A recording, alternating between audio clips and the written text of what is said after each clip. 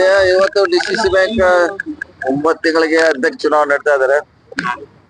ನಿಮ್ಗೆಲ್ಲ ಗೊತ್ತಿದೆ, ಮೊನ್ನೆ ರಮೇಶ್ ಕತ್ತಿ ಅವರು ರಾಜೀನಾಮೆ ತೆರವಾಗಿದೆ. ಸೊ ಎಲ್ಲ ಜಿಲ್ಲಾ ನಾಯಕರ ಜೊತೆ ಚರ್ಚೆ ಮಾಡಿ ಎಲ್ಲರ ಅಭಿಪ್ರಾಯ ಪಡೆದು ಇವತ್ತೊಂದು ಹಂತಕ್ಕೆ ನಿರ್ಣಯಕ್ಕೆ ಬಂದಿದ್ದೇವೆ. ಅಧ್ಯಕ್ಷರಾಗಿ ನಮ್ಮ ಉಲಗೋಡಿ ಅವರು ರಾಯಬಾಗ್ ಕಾನ್ಸ್ಟಿಟ್ಯೂನ್ಸಿ ಇಂದ ಆರಿಸಿ ಬಂದಿದ್ದಾರೆ. ಅವ್ರ ಅಧ್ಯಕ್ಷರು ಮತ್ತು ಉಪಾಧ್ಯಕ್ಷರು ಮುಂಚಿದ್ದವರು ಧವಳೇಶ್ವರ್ ಅವರು ಮುಂದುವರಿತಾರೆ. ಸೊ ಎಲ್ಲರೂ ಅಭಿಪ್ರಾಯ ಪಡೆದ ಮಾಡಿದ್ವಿ. ಎಲ್ಲ ಸದಸ್ಯರು, MLA ಗಳು, ಎಲ್ಲ ನಮ್ಮ ಮಾಜಿಗಳಿರ್ಬೋದು, ಎಲ್ಲರೂ ಅಭಿಪ್ರಾಯ ಪಡೆದು ಈ ಒಂದು ನಿರ್ಧಾರಕ್ಕೆ ಬಂದಿದ್ದೇವೆ. ಇಲ್ಲ, ಎಲ್ಲರೂ ಕೇಳಿ ಮಾಡ್ಬೇಕಾಯ್ತಲ್ಲ. ಎಲ್ಲರೂ ಮುಂದಿನ ಫ್ಯೂಚರು ರಾಜಕೀಯ ದೃಷ್ಟಿಯಿಂದ ಎಲ್ಲ ಕೂಡಿ ಒಂದು ಅಳತೆ ಮಾಡ್ಬೇಕಾಗಿತ್ತು. ಹಿಂಗಾಗಿ ಹೊಸವಾಗಿ ಒಂದು ಅವಕಾಶ ಕೊಡೋದು ಒಬ್ಬರಿಗೆ ಹೊಸಬ್ರಿಗೆ ಕೊಟ್ಟಿದ್ರು. ಇನಾನಿಮಸ್ ಎಲ್ಲರೂ ಕೂಡ ಮಾಡಿದ್ವಿ. ಅಷ್ಟು ಜನ ಬರ್ತಾರ, ಅವ್ರೇನ್ ಬರ್ತಾರ, ಇನಾನಿಮಸ್ ಆಗ್ತೈತಿ, ಬರ್ತಾರ ಅವ್ರು ನೇರವಾಗಿ ಸಭೆಗೆ ಬರ್ತಾರ.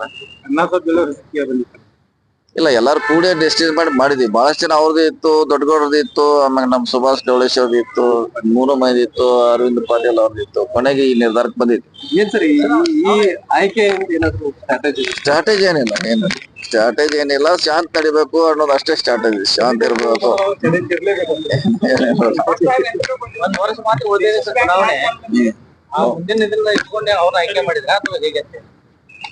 ಇಲ್ಲ, ಇದು ಚುನಾವಣೆಗೆ ಇದಕ್ಕೇನು ಸಂಬಂಧ ಇಲ್ಲ.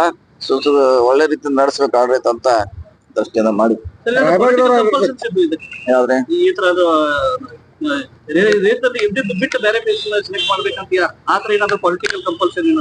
ಹಂಗೇನಿಲ್ಲ. ಎಲ್ಲರ ಅಭಿಪ್ರಾಯ ಪಡೆದಿದ್ವಿ, ಅವ್ರವ್ರ ಅಭಿಪ್ರಾಯ ಹೇಳಿದ್ರು. ಯಾರಿಗೂ ನೋವಾಗದಂಗೆ ಇದನ್ನ ಡಿಸಿಷನ್ ತಗೊಂಡ್ವಿ. ರಾಯಬಾಗದವರಾದ್ರು ಕುರ್ಚಿ ಮತ್ತು ರಾಯಬಾಗದ ಮೇಲೆ ಹೆಚ್ಚಿನ ಆಸಕ್ತಿ ಬರ್ತಾ ಇದೆ. ಏನ್ ಅಲ್ಲಿ ಕಲ್ಲು ಹೋಗಿ ಅಲ್ಲಿ ಬಿದ್ರೆ ನಾವೇನ್ ಮಾಡಿದ್ರೆ?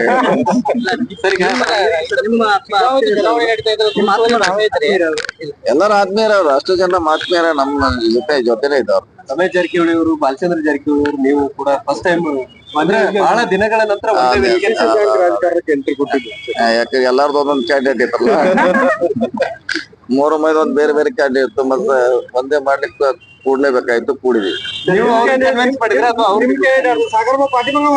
ನಮ್ದೆಲ್ಲ ಆಧಾರ ಎಲ್ಲಾರು ಕ್ಯಾಂಡಿಡೇಟ್. ರಮೇಶ್ ಜಾರಕಿಹೊಳಿ, ಲಕ್ಷ್ಮಣ್ ಸವದಿ, ಪ್ರಭಾಕರ್ ಕೋರೆ, ಕೋಟಿಮಠ್, ಪ್ರಕಾಶ್ ಹುಕ್ಕೇರಿ, ಎಲ್ಲಾರು ಕ್ಯಾಂಡಿಡೇಟ್ ಅದ. ಘಾಟಿಗೆ ಅವ್ರದ್ದು ಎಲ್ಲಾರು ಕ್ಯಾಂಡಿಡೇಟ್ ಅದ. ಸರ್, ಈಗ ರಾಜ್ಯದಲ್ಲಿ 3 ಕಡೆ ಚುನಾವಣೆ ನಡೀತಾ ಇದೆ. ಓಕೆ, ಯಾವ ರೀತಿ ಮತದಾನ ಕೂಡ ನಡೀತಾ ಇದೆ. 3 ಕಡೆ ಗೆಲ್ಲುವ ವಿಶ್ವಾಸ ಇದಾರೆ, ಗೆಲ್ತಂತ ಆಸೆ ಇದೆ. ಇನ್ನೇನು ಅರ್ಧ ಅವ್ರ ಭವಿಷ್ಯ ನಿರ್ಧಾರ ಆಗಿದೆ. ಇನ್ನೊಂದು 5 ವರ್ಷ ಇದೆ. ಕಾದ್ ನೋಡೋಣ. ಮತದಾನ ಮಾಡಕ್ ಕರೆ ಕೊಡ್ತೇವೆ. ಈಗಾಗಲೇ ಹೇಳಿ ರಿಕ್ವೆಸ್ಟ್ ಮಾಡಿ ಸುಮಾರು ಎಷ್ಟು 105 ಹಳ್ಳಿ ಅಡ್ಡಾಡಿವ್ರಿ. 105.